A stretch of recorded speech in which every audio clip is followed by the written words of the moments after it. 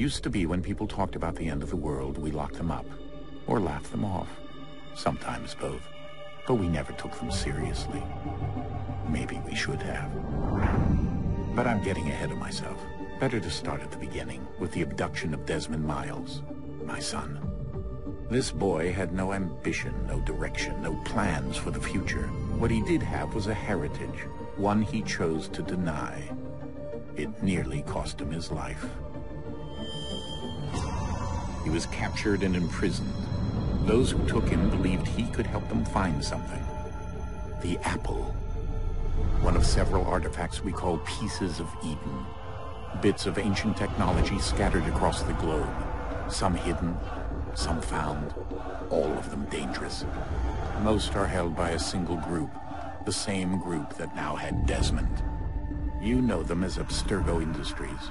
We know them as the Templars. As the enemy. We've been fighting them for thousands of years.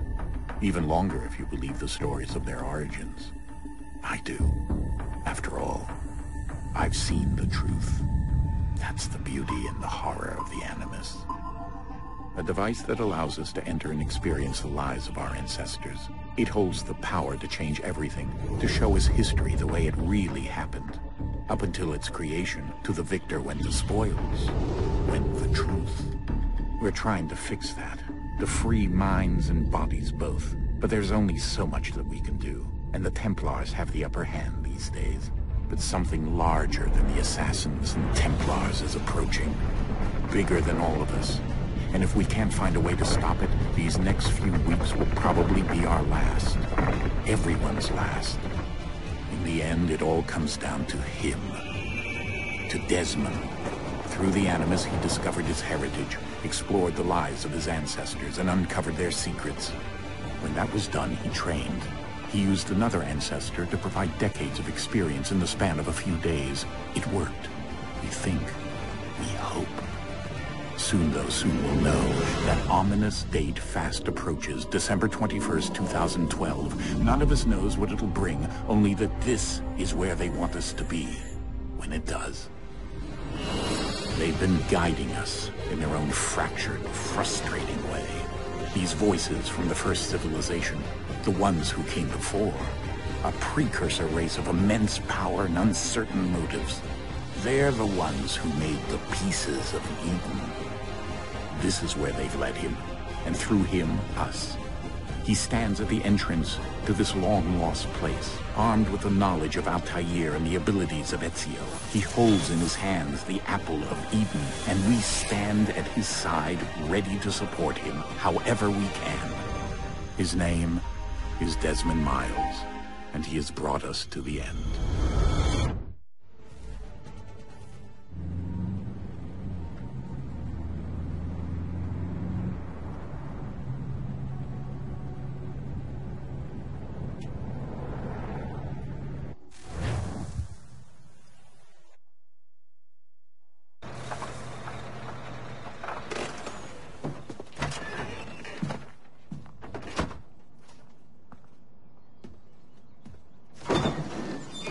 Here.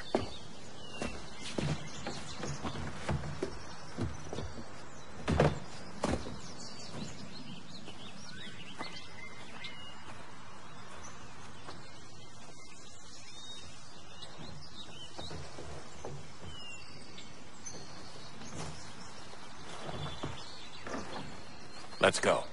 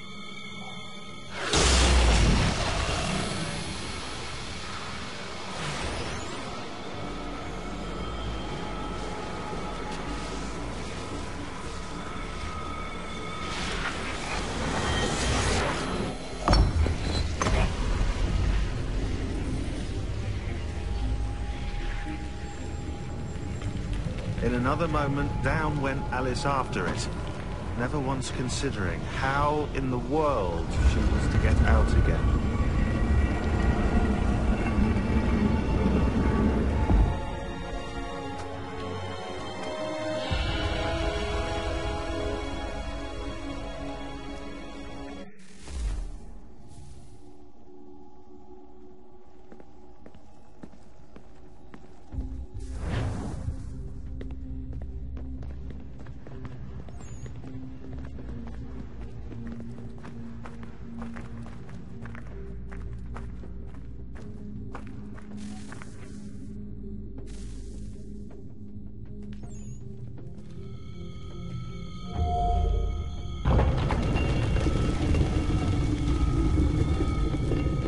I think we're here.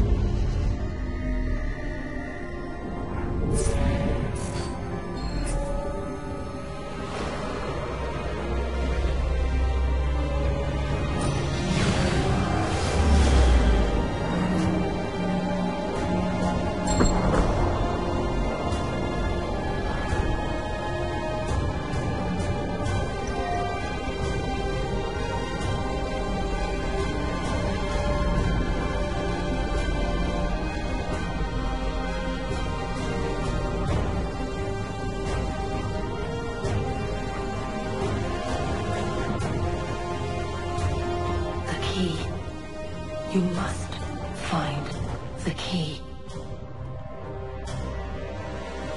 Son? Sir.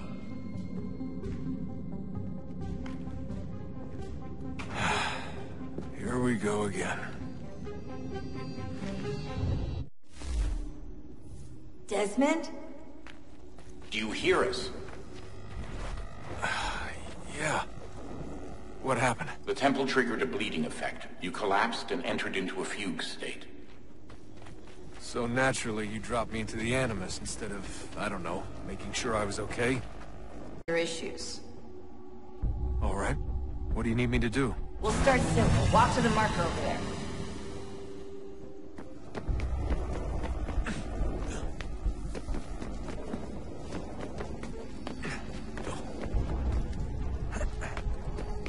Okay, Desmond. Let's practice climbing on these objects.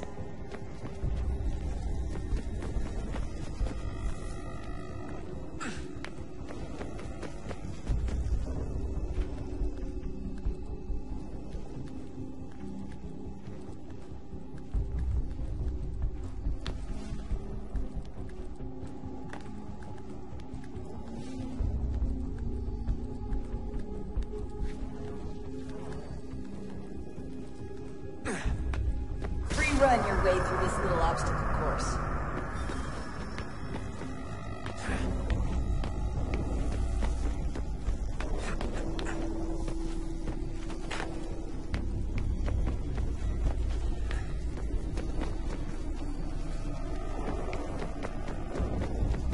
That's a constraint. These are optional objectives that raise your synchronization rate. All right, Desmond, follow the on-screen instructions and kill the 2 Templars.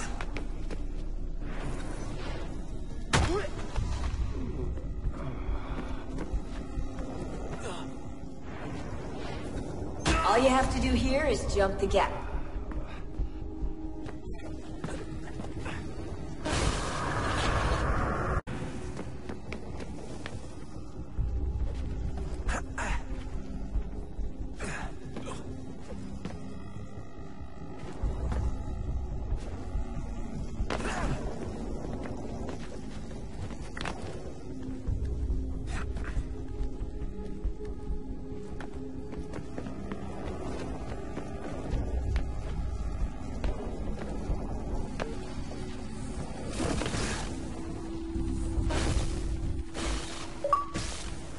synchronization levels look good now.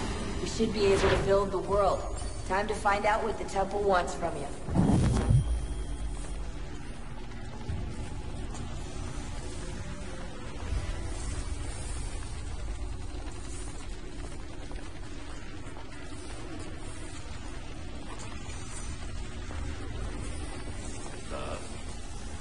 Sir.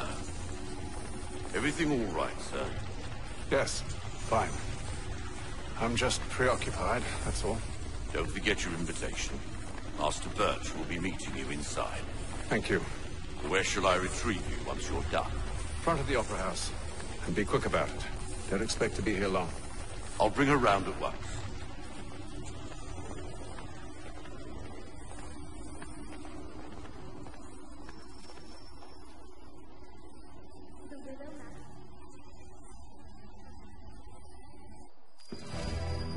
Invitation, please. Shall I take your coat, sir? Nasty business, though, by the church. You think the peaceful endeavor... Ladies and gentlemen, you are requested to kindly find your seats.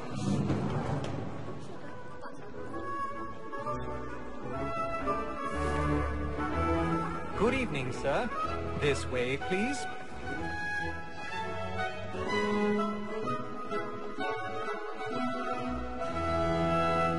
My apologies.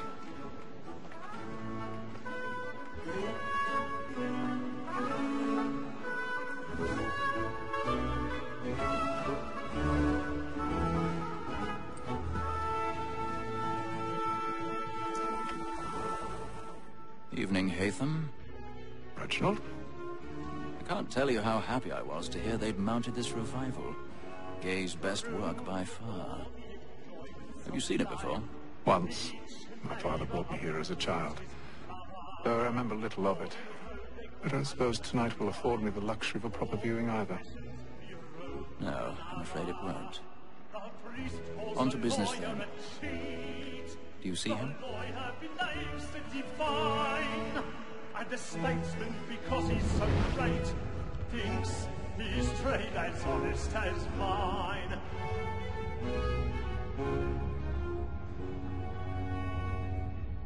A lawyer is an honest employment, so is mine.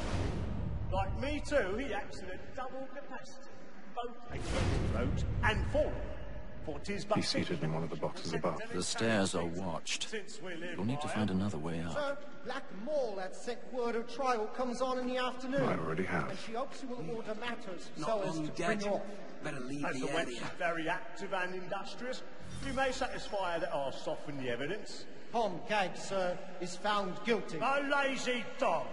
When I took him the time before, I told him what would come to 1,000 if he did pardons. not mend his hand. My apologies. His death without reprieve. I may venture to book him. Tom Gagg. £40. Let Betty Sly know I'll save her from the transportation, so I can get more by her staying in. Betty hath brought more goods into our locked year than any five of the gang. And in truth, 'tis a pity to lose so good a customer. If none of the gang take her on, she may, in the common course of business, live at 12 months longer. I love to let women escape. A good sportsman always lets the end partridges fly, because the freedom of the game depends on it. Besides, here the law allows